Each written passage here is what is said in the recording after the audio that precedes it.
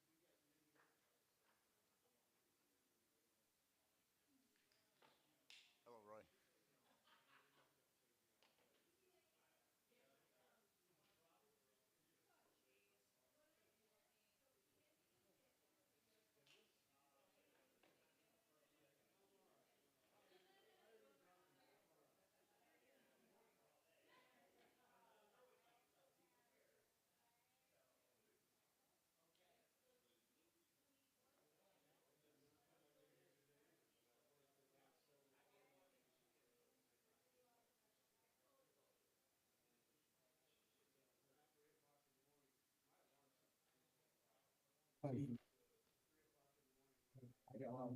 So I got one, I got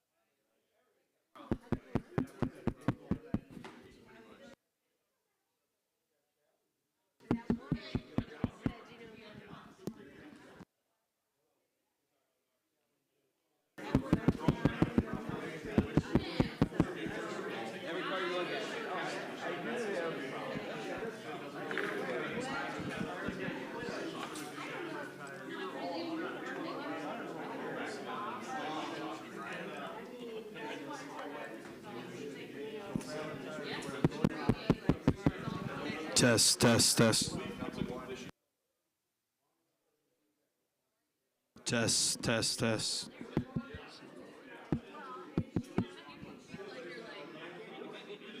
Test, test. Can you hear that well over the? Test, test, test.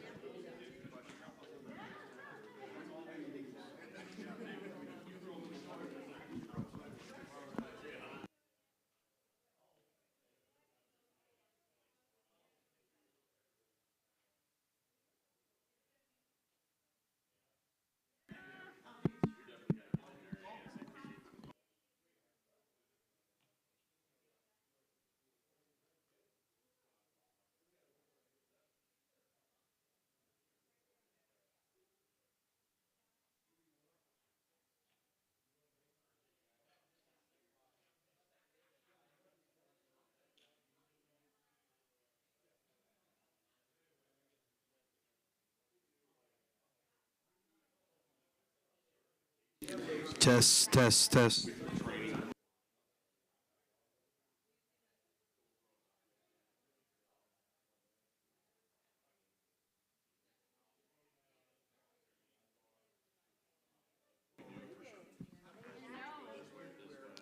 Test, test, test.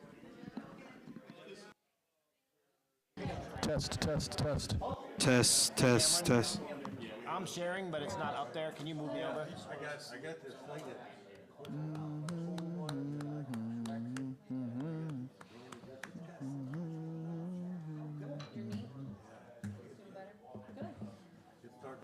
Oops, sorry, bud.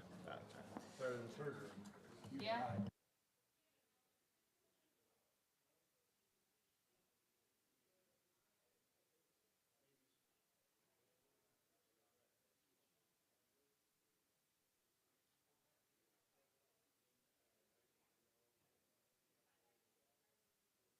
Test, test, test.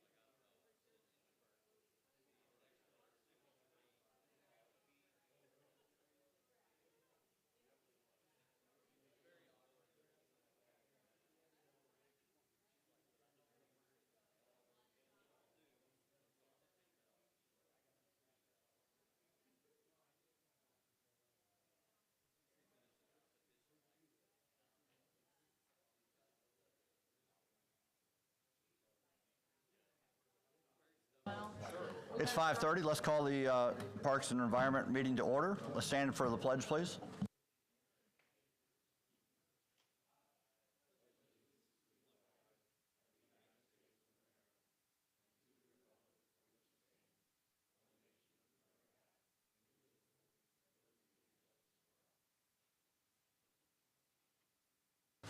Roll call, please.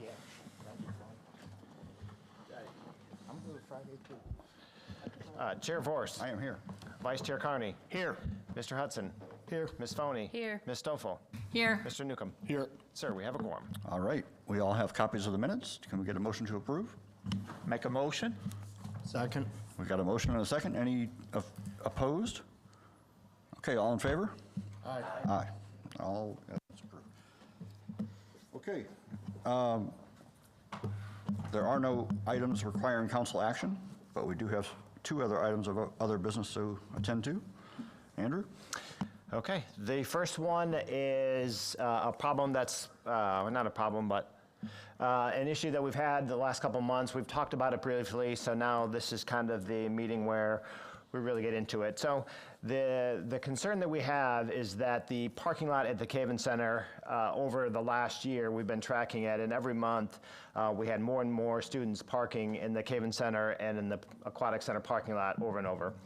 And it built every month and month until the end of the year. We had 160 spots utilized by students. Now, the problem with that is it's consumed our parking lot, so we don't have any parking or enough parking for our own operation. We don't have enough for our rentals. We don't have enough for programming that we have because the students are utilizing the lot. So we approached the school about this. They don't really have any ability to police the kids once they're off their campus, and they don't want to manage the parking. So what we'd like to do is make an official program. If students want to park in our lot, we can allow up to 100 students park. 50 students can park in the Aquatic Center, 50 students can park in the Caven Center lot, and that way we can manage the program. We know who the kids are. We can tag them with tags on their cars so we know who's parking.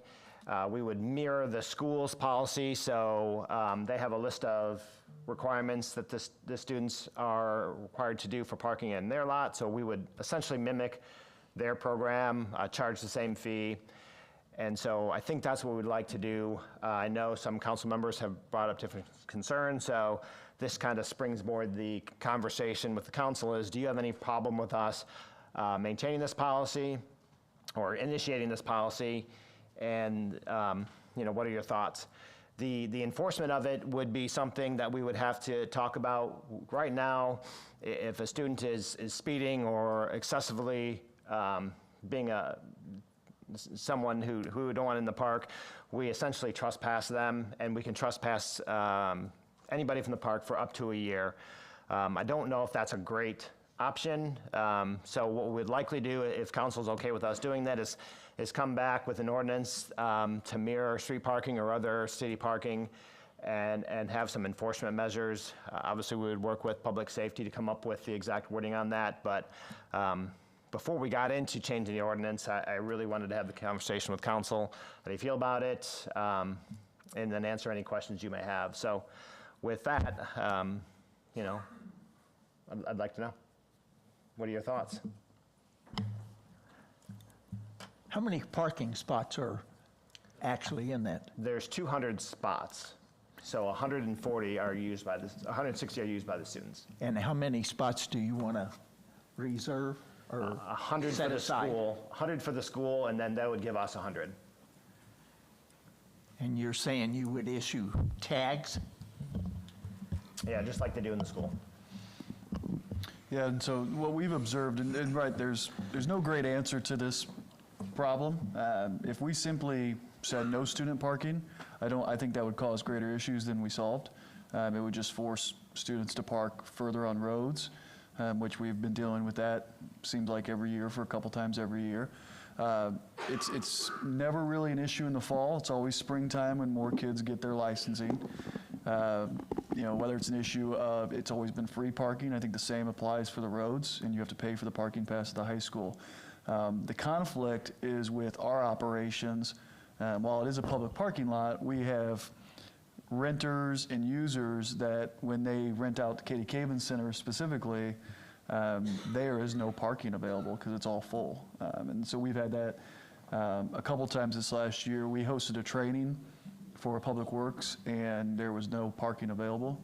Now, a few times a year, we've put up signage with our big trailer signs saying no parking in this lot today because it's being reserved, but that's not a sustainable action. That would require every day our guys going in and out and putting those signs up. So we found this to be the best solution for this problem, but we wanted to have the discussion with you guys before we move forward with it. And to Grant's point, right now, we saw this build on social media every month, and once students find out that it's free, and the distance between our parking lot and the school is essentially the same as the distance between the Weber lot and the school, we feel like we're gonna have this problem a lot more next year, because now that there's awareness and the word is out that people can park there for free, I feel like we're gonna start the year with 160 cars. That's my fear. So you can see, you know, I did the analysis here and just kind of drew lots, and it's, you know, a quarter mile each way. So, so that's where we're at. Again. The Weber lots, are they charged for those lots? Yeah, they charge for all the lots at the schools. Okay. And only juniors and seniors are allowed to park there. So sophomores, because the slots are full at the high school, are not allowed to park at the school. So typically that's why you saw that increase every month as the sophomores got their licenses. If I may, because context is important to me, and just maybe some folks might not have sort of some of the context with respect to the high school. First of all, for a historical perspective, I graduated in '97, so almost 30 years ago, and I can assure you people have been parking at the community park and on the public roads. As a matter of fact, we parked on Smiley and Weber when I was a student. So this is not a new issue. But what has caused the increased usage of the community park, one, because we doubled our parking, but predominantly because of the change to the parking rules at the high school. So 3 school years ago, the administration unilaterally decided to start assigning parking spots. So I get a parking spot, my spot's number 1, I park in spot 1. If I'm not at school, nobody else can park there. So if you drive through that parking lot on any given day at any time, there's probably 30 to 50 open spots.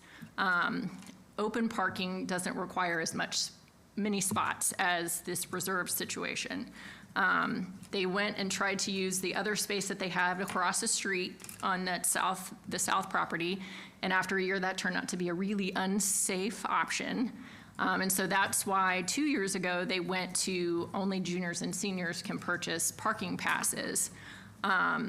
So I think it's sort of a culmination of a lot of different issues. So the schools' lack of desire to revert back to open parking. They did look at changing where the buses park, and that would have required some more lane, like a bus lane or whatever, and they kind of paused that because they wanted to do the full facility assessment. And so they're probably not in a feasible position to add actual parking. But I have asked the last couple of years to go back to open parking, and they do not feel inclined at this point to do that. But then the city, over the last several years has continued to expand the restrictions on public road parking. And so we've got two sort of competing issues at hand here, where the school's not, at this point, I don't know what their temperature is now because I haven't asked for a third time, but like what their temperature is to make a reasonable change to free up some spots, and then what the city might be willing to do to free up some other parking opportunities, because all we're doing is just pushing these kids further out to where they're now parking across Highway 50 again, but on the streets over there. And so just to be devil's advocate, what makes those people less deserving than the people north of Highway 50 to have, restrictions on the parking there, on the streets. So I don't know what a full reasonable response is here. I don't have a problem with the parking passes, because that's actually been a suggestion that I've made to the city and to the school. I know a couple years ago, the school actually approached Walter and asked if they could rent spaces at the park, and he told them, no, it's a public parking lot. So it's kind of funny that we've sort of come full circle to we're essentially renting parking spots. So I think it's reasonable to be concerned about citizens and other people at the park's ability to use the park services. And the school's sort of position of we're not going to change now is putting an additional burden on the city. So we're kind of operating in silos a little bit right now, which is unfortunate. But then if the city says, well, we're only going to let this many people, and then we're going to put more restrictions on parking so none of these kids can park anywhere around the park and all that, then you're also creating an undue burden on families who have let their kids as 16-year-olds drive, which there's a myriad of reasons why that's extremely beneficial to a lot of families. And then you're also pushing it out into other parts of the community. So I don't know I say all that to say I don't know exactly what the ultimate answer is, but to your point also, it ramps up obviously as the sophomores start to get their license. But I would also think that it's probably not a super frequent occurrence where you need all those spots for Katie Caven. So I don't want us taking dramatic measures for kind of a really small percentage of time where it's a true issue. So, the latter part of the year and a couple times when Caven's is rented out, so. Yeah, it's not only rentals, right? Like we have programming, and so one of the things that kind of, for us, was the straw that broke the camel's back was we had the entire Caven Center lot was full, and we have parents with little kids driving all the way over to the Aquatic Center lot, taking their kids out with their strollers, walking over to the Caven Center and doing programming, and we didn't feel like that was right. And so our best solution, as we've talked about this quite a bit in the office and the city, is do 50-50. That way we can communicate with the kids. If we are closing off one lot, we have their contact information, we have their car information. It was the best option we had given what we're experiencing right now. Yeah, but then you did mention about ordinance changes, which I would assume, which is what you guys kind of talked about previously, which was limiting timing to parking and basically preventing them from being able to park around there at all. And I have a problem with that. I would like you to free up some of the street parking around there, to be honest. So anyway. So to that point, Yeah. I agree with a lot of what Martha said. But, if you have rentals at the O'Fallon Station, people that are renting that, their guests are parking on First Street that are taking away spots from businesses. And, so it's a fairness thing, right? Like, those businesses, people don't park and they feel like they lose business because those renters aren't parking in the lot. I'll go by the lot will be totally empty, but all the First Street's parking. So it's kind of that same thing. Like, we make it work and we just, we got to share downtown, residents and through Westbrook, they've complained about sports parking. Well, it's open street. What's good for one is good for all. So it's the same thing. It's a park, And I think the city has created part of this problem by pushing the kids out slowly. I think Weber and Jamestown were about the last two when I was in school, and now those are restricted.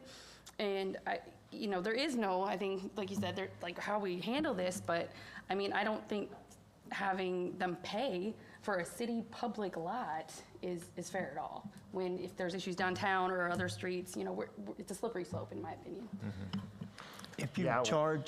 If you charge them to park there, are you going to charge anybody else to park there? See No. what I'm saying? You're Yeah, we're not charging them to make money. We're strictly charging them because we know when we have that volume of kids from a specific group, there's just going to be more maintenance issues. Trash has been ridiculous. The constant maintenance we have as far as resurfacing and repainting, like all those things are the only reason we're charging. And we're just trying to mirror the school because they charge 100. If we charge less than that, then then all the juniors going to come to us, and all the seniors going to come to us and not pay. So we're simply just doing it to mirror up to their And policy. you said the school was not interested in sort of overseeing this, because I would think that would make the most sense because of the provisions they have in the handbook and with the parking pass that gives them accessibility to these students' vehicles when they're on student property or on school property. And so to me, I mean, I'm not a lawyer, so I don't know how that all shakes out with like an intergovernmental agreement, but that seems to me like that would place some level of responsibility and oversight with the school in a different capacity than what the city would be able to do. Yeah, Yes, that was, our first proposal was, we will basically give you a number of spots and you guys run it just like your parking lot. And they replied that they were not interested in that. Okay. I don't inherently have a problem with you issuing some level of parking permit to manage it, but I also think that there needs to be a collaborative effort, sort of a give and take on both sides to come up with something, because if it's 160, now you still have 60 kids at the end of the year that are gonna be looking for parking options, and they don't have any. And I'll say, just from my own personal experience, my son drove as a sophomore. He had knee surgery, and it was so helpful that he could drive himself immediately after school. Well, he drove himself to Early Bird, which there's no bus services for, and then he would drive him to his doctor's appointment. So I didn't have to try and manage picking my daughter up from school and all of that stuff. So it is really helpful, just sort of, not that anybody's done this, but flippantly saying like, oh, well, then they just don't drive then, it's a privilege. It is helpful for 16-year-olds to be able to drive. So I hear everybody's kind of points, and I'll present kind of the alternative to what we've discussed thus far. Instead of permitting students, we simply allocate a certain amount of parking for park users only. And then the rest will be freely open to students or parents or anybody else who wants them. Is that a solution? I mean, but I do see Andrew's point as well, and I think it's reasonable. Sorry, I feel like I'm commandeering the conversation here. With the maintenance, because those kids are there every day. So I can understand and respect your perspective there for sure. My thought with the passes was just some level of oversight that was a little bit different than what the city could do. But if the school's not interested in doing that, I don't really know what else you could do. We would need an ordinance, since it is a public lot, an ordinance for any type of enforcement, whether that, I mean, we can do trash and that kind of stuff, but unless you know their license plate or who they are, trash can be anybody's trash. There's general maintenance on every parking lot. We'll accommodate that. The focus here is the need for expanding our services at the facilities, and simply the student parking is engulfing our need. And I understand, but I did just have a phone call on Friday of somebody wanting an additional road in front of his house to be no parking for students. And so I've spoken to Mr. Newcomb about that today. And again, we talked about what you said earlier is that doesn't solve the issue, it just pushes it down so many more feet. Yeah. And so if the committee is amenable to essentially the city reserving what we reasonably would need most frequently, that is something as staff we can move forward with. Would you be receptive to removing the parking restrictions on that one little road that goes to the tennis court? I would still reserve the tennis court spots because I think that's reasonable for people that play tennis during the school day to have access to that. But then maybe even part of, what's the road that runs right next to the park? Do what? Hillgard? Yeah, like just on the west side of Hillgard, like opening that up for, it's not in people's yards. I would say before we venture down the new path of what roads to not open up and which to do, we take some more time. Okay. And address this one first, because I believe once we start talking about specific roads, we'll kind of open up Pandora's box, and there'll be more that want parking and don't want parking. Could you possibly have a conversation with the high school, just ask them to maybe revisit? Because what they are effectively doing is pushing their problem onto the city. And so We can have that conversation. just have the conversation with Dr. Absolutely. Shackelford. It'd be helpful to have a member here. during that conversation, or at least in another meeting or something like that.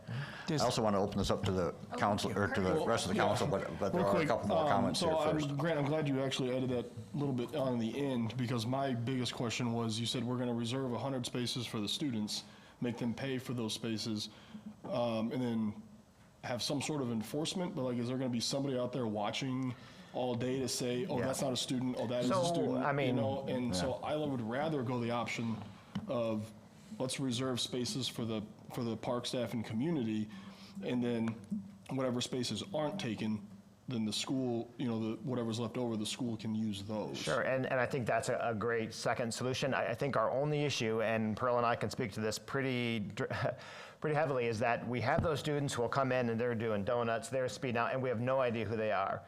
And so by at least getting their information and somehow, then we know if it's a silver truck, we can back into who it is and call the parents. But if we just do 100 spots for general parking and whatever for students, then we can't communicate with them. If we don't have a big rental, we can't say, park in this lot, park in that lot, parking lot closed for maintenance. Like, we have no way of communicating with them, which I think from our perspective is kind of a big deal. I mean, if you don't want to charge, we get that, but not to be able to communicate with them is hard for those rentals, for sure. Yeah. Okay, I think something's got to be done over there. I'm glad we're having the conversation, but my only question is, if we have 100 parking passes, right, we're still going to put some restrictions on the remaining parking, because if you leave it public, anyone can still park there, right? So it's going to be a combination of the two. I don't really know how that's going to work enforcement-wise and all that stuff, but just thinking about that, listening to this conversation, it's going to be both ideas together, I think. I don't know. Yeah, I think if you're okay with this policy, then we'd have to come back with some kind of teeth that says if you don't follow it, we would probably formally restrict it to 4-hour parking, just like we do now, but maybe have a little teeth. And we're not looking to do it, you know, we're only going to punish the people who are egregious, right? Reality, it's more, you know, trying to come up with a solution. And to Curtis's point, you know, Pearl and I are there at 7 o'clock. We know who the students are. We see them come every day. We know who parks crooked and we know who speeds. Like, we see them every single day. And I will say that the students who do park there are amazing kids. Like, we'll talk to them, we'll ask them, sure, no problem, we'll park over there. These are good kids. So we don't want to just not do anything if we can. I generally agree with what Martha said, all the context, and also it seems like, given where we are on both sides, that this would be a reasonable place at least to start. And I'm also a fan of piloting things, so we do it for a year, see what works, see what doesn't. I have a couple questions. How would the passes be issued? Would it be issued after the high school does their lottery and they've exhausted all of their spots, and then it comes to parks? Like, would we wait? That would be my recommendation. We would wait until they've exhausted and they've handed out all of their parking spots before we do that.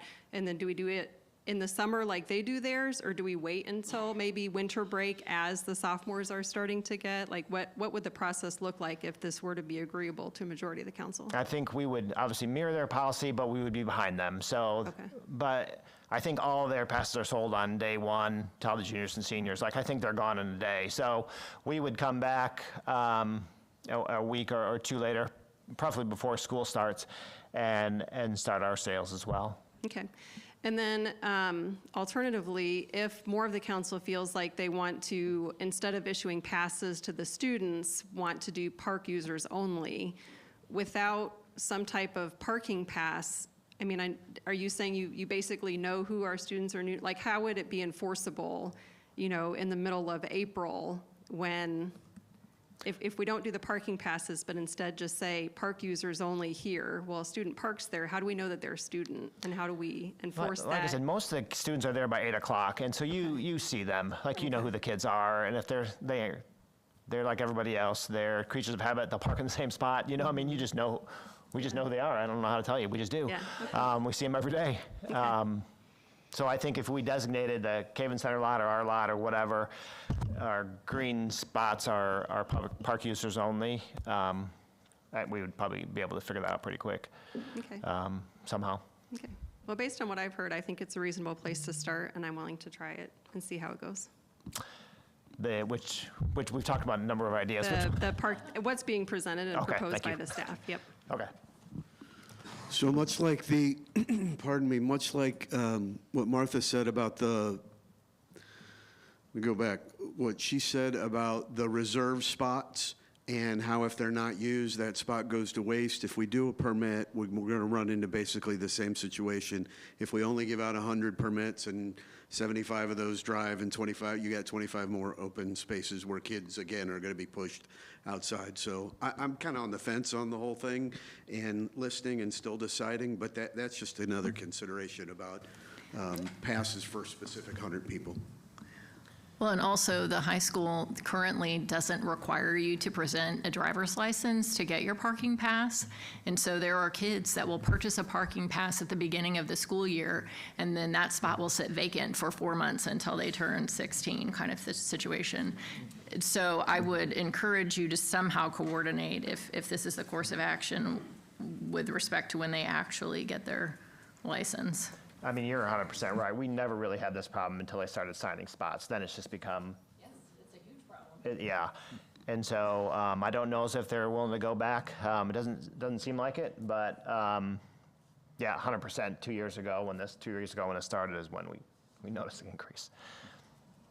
Okay. Does the high school, I don't know, I can't remember if you mentioned this or not, but does the high school have any intention of wanting to add more parking? I thought there was some rumors that I had heard going around that years ago when they put the turf in, the old soccer field was going to be turned into a parking lot because now they have the turf for multi-use.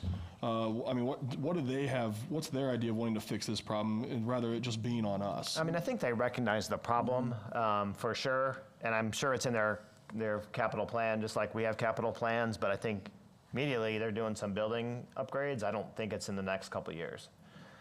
Unless you feel differently. No, there's no specific plans I've heard, nothing in concrete or asphalt. Yeah. But we did have a conversation, any more impervious area on that lot requires some detention, and so. Yeah, that's what I was going to say. From what I can recall from my time on the board, when they discussed even options like over behind the Weber lot, it would cause some flooding issues with that creek that runs along the north side of the school. So that would present some problems, not just the financial constraints that they have. Okay. Well, I don't think I've heard any objections, so we'll move forward with the policy. If the public has any comments. Of course, Oh, yeah. of course. Anybody else from council or anywhere? Go ahead, public. My name is Michelle Dippel. I was listening at home, Please and I wasn't. step up to the microphone. I wasn't planning to come up here. I had no idea this was on the agenda. I live on Pilgard Street. We have no parking. We have no parking there for a reason. It used to be Smoker's Corner, and our trash was everywhere in our yards. Our neighbors, we have elderly neighbors. They take care of their yards amazingly. We don't want the trash there. We don't want the streets open. If they park in the parking lot, that's fine. But when you're talking about like parking on Milgard, those kinds of things, and you're talking about trash in your parking lot, well, guess what? Trash is in our yards. And here's my other problem. I call the police regularly because they park on our streets. The sign says no parking. They obviously can't read, and they park in our yards. Like they don't park on the street. They park in the grass. So I am strongly upset about that. The fact that we could open this up and let kids park everywhere. I was a graduate in 1992 of O'Fallon High School. My son's there now. My family's been here a long time. We've all gone there. It's no parking for a reason, and because of the mess that it used to be, if you go back in history of this. So I'm just urging you not to change the street parking. Thank you. And so we are not discussing changing any streets this time. I just heard Okay. that, and I decided to come straight up. Roger that. Just listen in person, Sounds good, thank you. because I was getting a little fired up. Okay. All right, anything else? Anybody else? We'll move on to the next one. So just to sorry. Go clarify, ahead. there's general consensus of presenting, we'll bring this back to committee, obviously, since this is a great discussion, with some language of what this looks like. Does that sound good? Are you taking it back to the school? You're going to go back to them one time? Probably not. We'll come to you guys. Is there a vehicle to To go back to the school and ask them to, from the city's perspective, because they want to work with us. So is there a way to go back to them and talk about at least freeing up the spaces that Martha was talking Yeah, about? absolutely. Certainly, I will have that discussion with Dr. Shackelford, but, you know, I think this is our problem to solve. I think it's going to exist even if we make those, or if they decide to make those changes. So we'll bring back this, and then we'll have that conversation with the high school. Okay, 3.2, ready? This is just an engineering agreement. We are doing the redevelopment of Memorial Corner. That's this corner right here on First Street and Lincoln. And so this agreement is just the, for the architect to design it and, you know, put it all together for us. So it's under 25,000, so it's under grants threshold to sign. So this is kind of informational, but if anybody has any objections to it, we thought this is a good opportunity to have a discussion. Otherwise, if you're good with it, Grant will sign it and we'll be on with this project. Yeah, and for a little background, this is, I think, probably 10 years now we've been trying to put together this corner. And so we have a lot of partners we're working with. We're working with Women's Club, we're working with Rotary, we have a Boy Scout that's been involved or interested in the project. So as we move forward this, and of course with the downtown district and the vendors there, creating kind of you know, that planner is failing. The heavy traffic during now all of our events, really, it just does not have a great look. And so as we move forward, we're going to work to find a beautiful solution to that with our partners. And you'll see the renderings as we go through it. So this is the beginning, not the end. So we'll have some different options, and it'll be a good project. And I think everyone will enjoy getting on board and kind of seeing what we have. So. Any comments, questions? Anybody? Okay. Okay. That's it then, right? Okay, we'll open it up for public comments.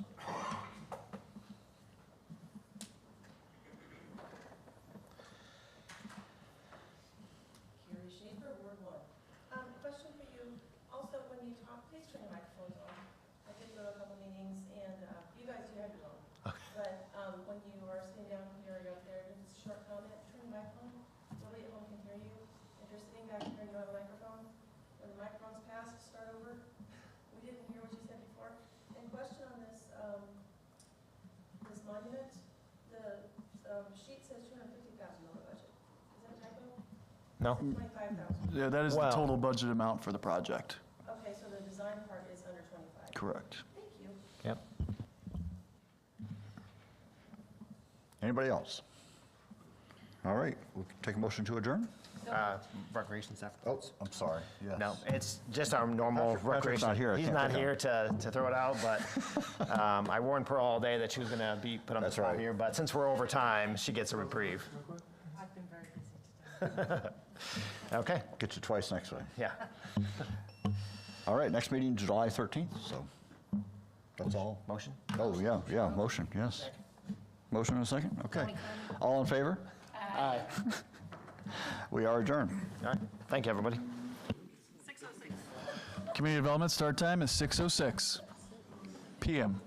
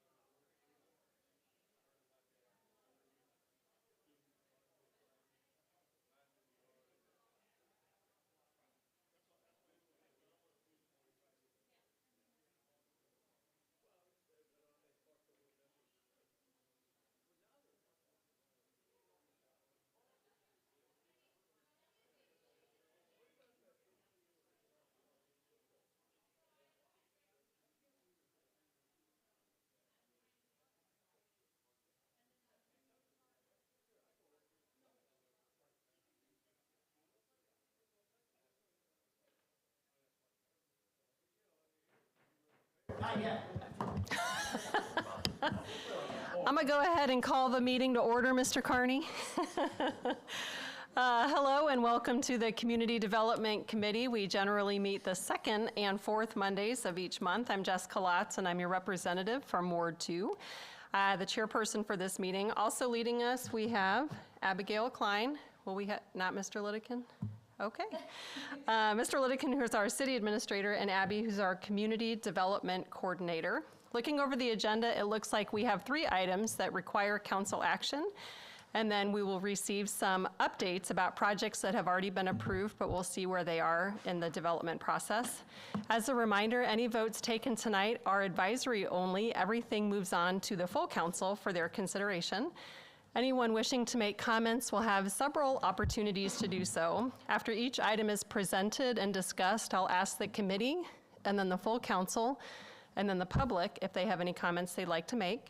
And there's also an opportunity at the end of the meeting for final public comments, and those can be about things on the agenda or not. Public comments are welcome, and anyone speaking has 5 minutes to tell us what they'd like. Please state your name and if you're a resident. Please also address comments to the council and not to individual staff members or members of the public. And our goal is always to answer questions that are asked, but sometimes we're asked things that we need to do a little bit more research on, so we're happy to get back with you on that. So with that, we will get a roll call, please. Mr. Campbell? Here. Mylart? Here. Parchman? Here. Rosenberg? Present. Roach? Chair Lotz? Here. We have a quorum. All righty. The first item requiring council action is 1.3, approval of our minutes from our last meeting. Is there a motion? So moved. Second. Is there any discussion on the minutes? Seeing none, all in favor say aye. Aye. Any opposed? All right, moving on to 2.1, we have a couple special event permit requests. The first one is for approval of some filming that will be happening in our area. So Abby? Thank you, Chair Lotz. So we are presenting a special event permit today, and it's called MLDH 2007, B-Roll of O'Fallon. So the applicant is Beyond Productions. There are 2 people that we have been working with, Gabrielle and Sam. The location is going to be around Lincoln Avenue, State Street, Ogles Creek Park, and Rock Springs Park. They actually came this week and interviewed Mr. Lidekin just to get some history about the city of O'Fallon. So they are going to be doing the event in the strolling around town the 16th through the 19th. And Grant was interviewed for the upcoming feature of the American Dream TV across the country. So this is going to be a part of this filming, just getting some capture of the around town. B-roll is filmed in 10 to 45-minute increments as time and weather permit. They will have a crew about 2 to 5 members that will be present, and then they may be doing drone footage depending on the weather. They will have a pilot and a co-pilot to fly that drone. And then for recommendations, if there's anything from our public safety department as far as weather concerns, they will coordinate that with them to ensure that they're in safe conditions. That is all for this. Thank you. Is there, before we can open it up for discussion, is there a motion? So moved. Second, Parchman. Alrighty. Can I ask what elements of this require the special event permit? They're not shutting down streets from what I could tell, but it's just filming in general? It's mainly the usage of the drones. So our current Oh, okay. ordinance prohibits drones from flying over public parks or from private residences. They have no intention of flying over houses, but they do want to get footage of flying over public property. So we do request they go through a special event permit for that. Roger that. Any comments from the committee? Questions or comments from the council? Any comments from the public? Oh, Jim, yes, sir. Mr. Blackburn. What are they filming? I'm looking at their website, I'm even seeing Love Undercover, so I'm just curious where we're going with this. Not Love Undercover. That was not my feature. So I believe it's a monthly feature on HGTV and online about, they pick a handful of cities across the country. Our O'Fallon was named by USA Today as a top 30 community in which to live, and so that put O'Fallon on their radar. And so Thursday night when they taped with me, it was a lot about district nights and what's going on in O'Fallon. So, thank you. Yep, I believe they said the episode would air the first episode would air on the 4th of July of this year. Correct, yeah. I think they're only in like 5 or 10 minute segments at a time. Any other questions from the council or the public? Nope. All right, with that, we'll have a roll call, please. Campbell, Yes. Mylart, Yes. Parchman, Yes. Rosenberg, Affirmative? Chair Lots. Yes. Thank you. And then this will be, the next reading will be May 15th for this approval. June 15th? June 15th, excuse me. Thank you. Thank you. All right, item 2.2 is special event permit request for O-Town Hustle. We'll hear the details on that, please. Thank you. So the applicant is John Greenstreet. He's with Bike Surgeon. The location of this event, just to give you a little bit of backstory, this event usually occurred during City Fest. Since this is not in City Fest this year, they pulled a special event due to the trail that they're going to use for their bike race or their loop. So they're gonna be through community parks and they're gonna go up roads north of town. The event is August 15th and it's gonna be from 8 a.m. to 11 a.m. This is their 9th annual O-Town Hustle. So what this includes is breakfast, a 150-meter pool swim, and a 10-mile bike ride. Again, this is gonna be going north of town, so it's gonna hit Kings Point subdivision and turn back around to come back to Community Park. And then there's also a 2-mile run within that category for their schedule. Staff recommends, again, it's just the standard public safety if there's anything with inclement weather that OPD would be able to, if any impact on that. And that is it. Thank you. Before we'd open it up for discussion, is there a motion to approve? So moved. Second. All right. Any questions from the council? Questions from the full council? Any questions from the public? All right, we'll have a roll call, please. Campbell, Yes. Mylart, Yes. Parchman, Yes. Rosenberg, Affirmative? Chair Lots. Yes. Thank you. That will appear on also the June 15th. June 15th meeting. Fun fact, when this event was held in the Family Sports Park, because the community park was being renovated, I came in last place. Dead last. Dead last. Not close to last. I was it. And then I took my medal and went right down to the market and proudly showed it off. All right, item 2.3 is our final special event permit for an open house at Richline Motorsports. Thank you.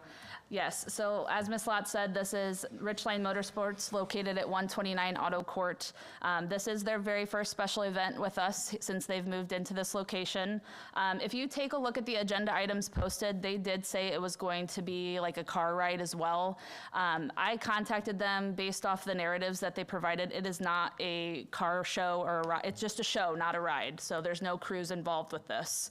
It's solely going to be in their parking lot for just general car show atmosphere. I believe they did talk about having one food truck that would be registered on our list.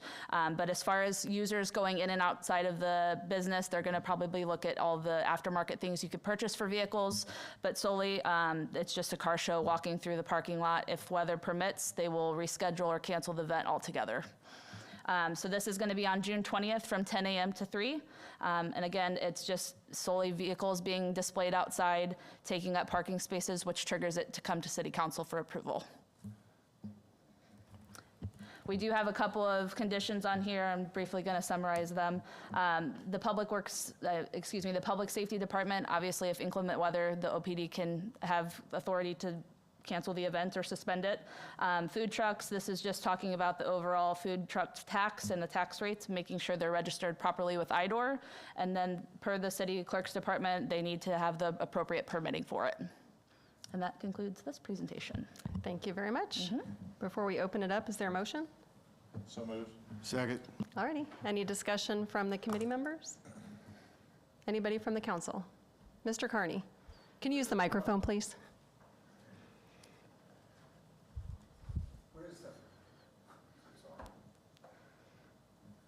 Where's the public parking? So if you were to pull off of Auto Court right here, sorry, I don't have a pointer.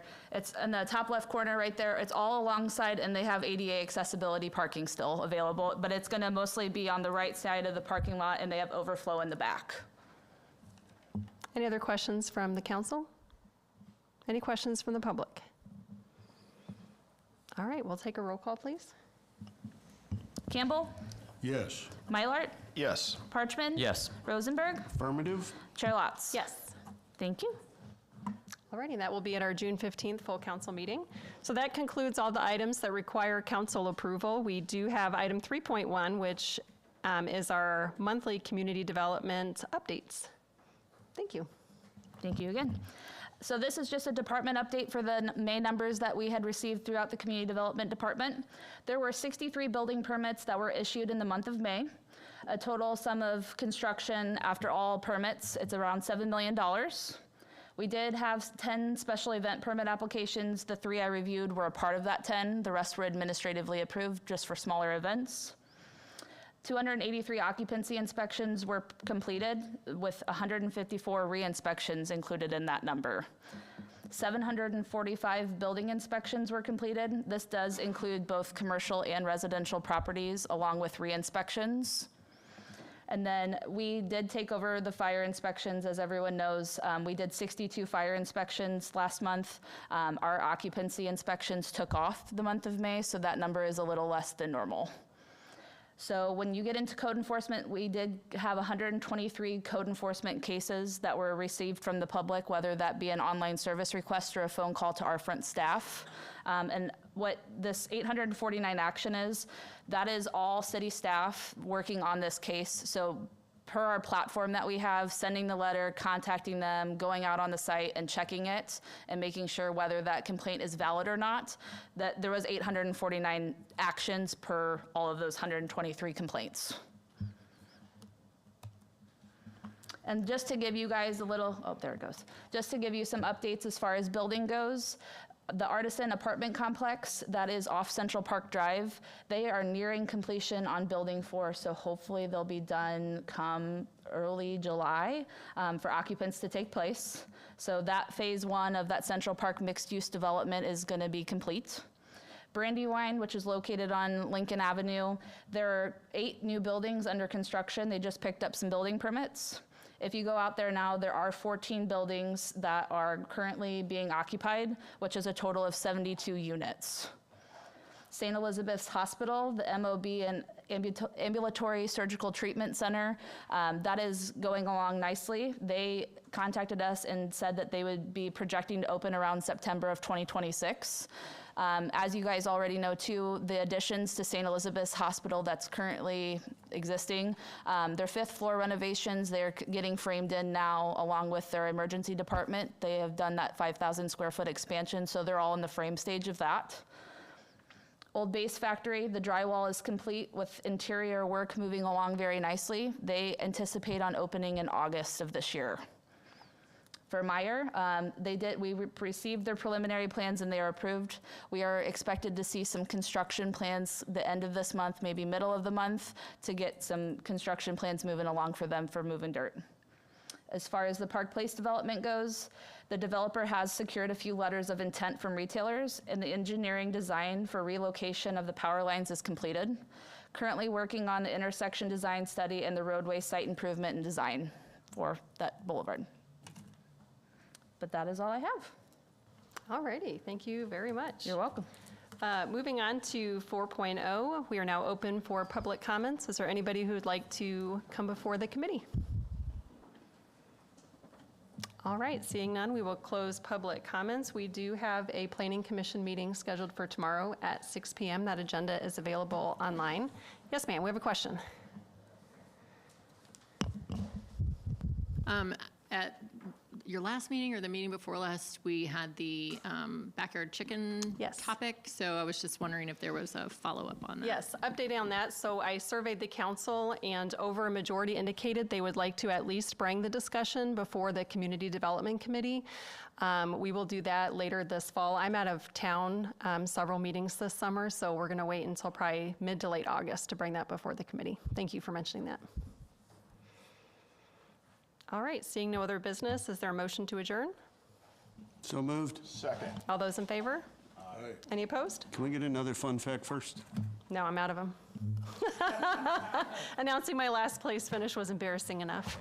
All right, Public Works. Public safety? Public safety, We'll begin at 6:30. 6:30.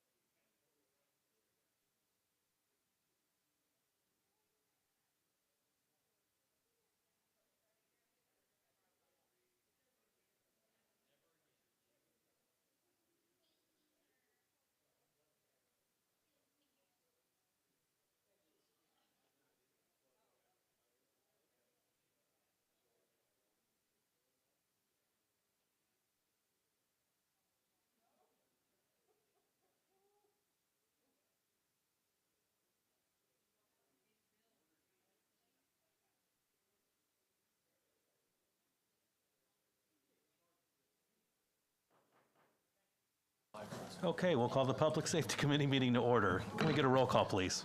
Blackburn. Here. Mylart. Here. Ford. Here. Stoffel. Here. Newcomb. Here. Thank you. Okay, thank you. All right, the meeting minutes for April 13th were attached. Can I get a motion for approval of the minutes? Motion. Second. All in favor? Aye. Any opposed, or any discussion, first of all? Any opposed? All right, their minutes are approved. Going down to items requiring council action, 2.1, Chief, the amendment to Code of Ordinances, Chapter 78, Schedule 1, no parking zones. Yes, so we are taking a look at and would like the council's approval to change the Code of Ordinances, which would prohibit parking on the south side of Lake St. Ellen Drive from the corner of Old Council Road easterly for 350 feet. This is a portion of the roadway that's just directly adjacent to St. Clair Bowl. And we've had very good conversations with St. Clair Bowl and the neighbors around there regarding when St. Clair Bowl has large events. Unfortunately, their parking lot can't cover everybody, and then what ends up happening is people end up parking on both sides of the roadway, which makes it difficult for people to see oncoming traffic onto on Old Council Road. So we have, over the last couple of years during those big events, been putting out no parking signs just for those events. And since there is no houses on that north side, we're just proposing there's no houses on the north side. We're just proposing to prohibit parking on the south side, which is next to the houses, and it would still allow people to park on one side of the road instead of both sides of the road for those events. Something that was brought up by a couple of our council members, and they've talked to the residents out there.